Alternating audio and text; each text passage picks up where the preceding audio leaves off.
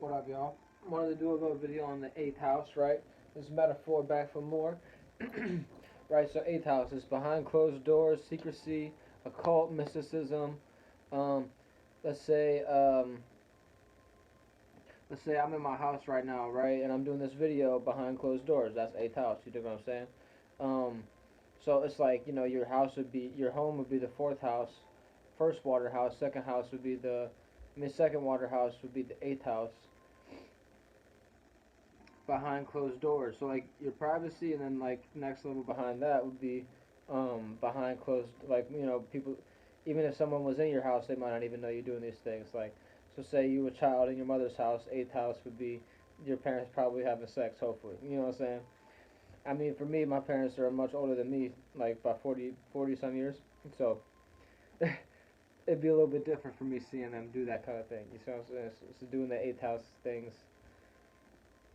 in the fourth, we all in the fourth house together is private, but that should be secrecy. You know what I'm saying? So let's see. So another, let's see. In occult mysticism, things of that nature, is just like I say, doing things behind closed doors. So like people doing their rituals, things of that nature. That's some eighth house shit. You see what I'm saying? I mean, it gets real powerful when you bring the eighth house out and make everything that's supposed to be behind closed doors really be happening, and like it's your own comfort anywhere. So like pretty much making everywhere your eighth house. You see what I'm saying? Like um, everything that's like what I'm trying to say is like how they speak of the veil. You always want the veil to be uncovered. You see what I'm saying? Around the right people, of course. But what I'm saying with that is if you do it around anybody, then you're gonna open them up to that this isn't really so secret and occult and mysticism and things of that nature.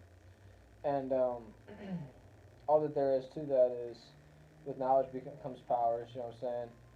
So with like knowledge of the secrets, you're able to make them no longer like. Sometimes people are like scared of the eighth house individuals and things of that nature. And of them be afraid of. They just have this energy that they're holding an aura and they know about you. That's all. You know what I'm saying?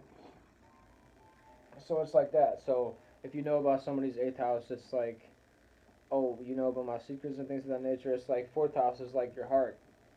Eighth house is like your sexual organs and things of that nature. And it's like somebody know how to do that with you and do your lower root chakras and lower natures with you. Um, they have a lot of behind the scenes nature knowledge about you. You see what I'm saying? So let's do uh,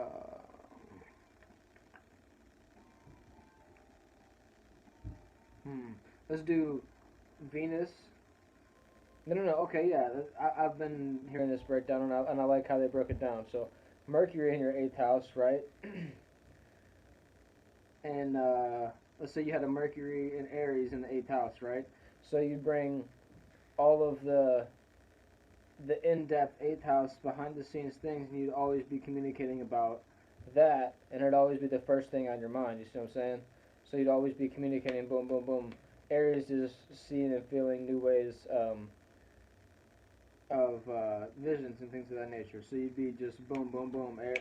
Aries is expressing the visions over and over. You see what I'm saying?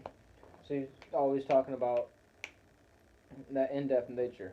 So sometimes you might get a little bit tripped up over what you're saying, just because it's so in depth, and you just gotta make sure you don't get a little bit I want to say lost, but I also want to say like don't. It's like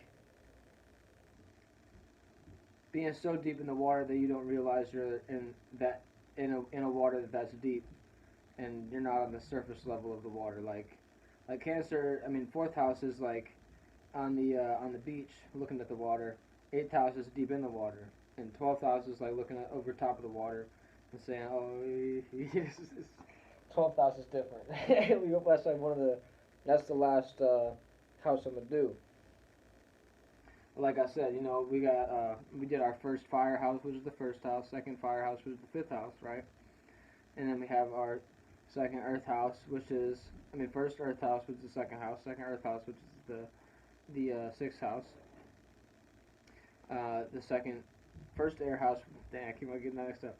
First air house, which is the third house. Second air house, which is the seventh house. And now we're doing the second water house.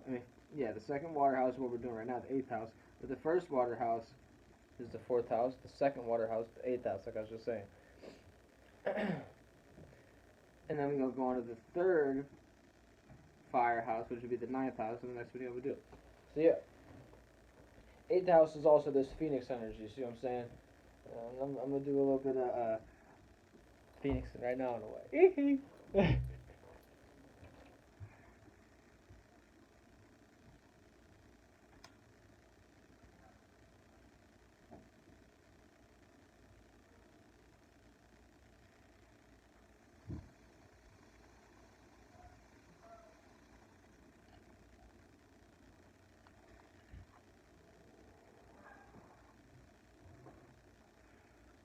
Another thing is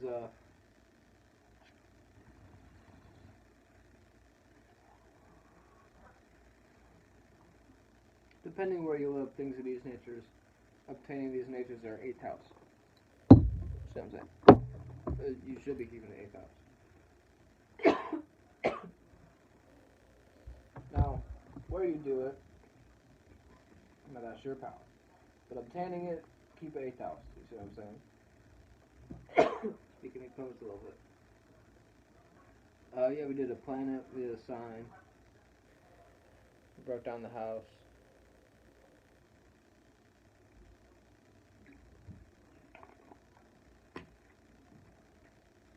Yeah, I think we did a good breakdown. On to the next one.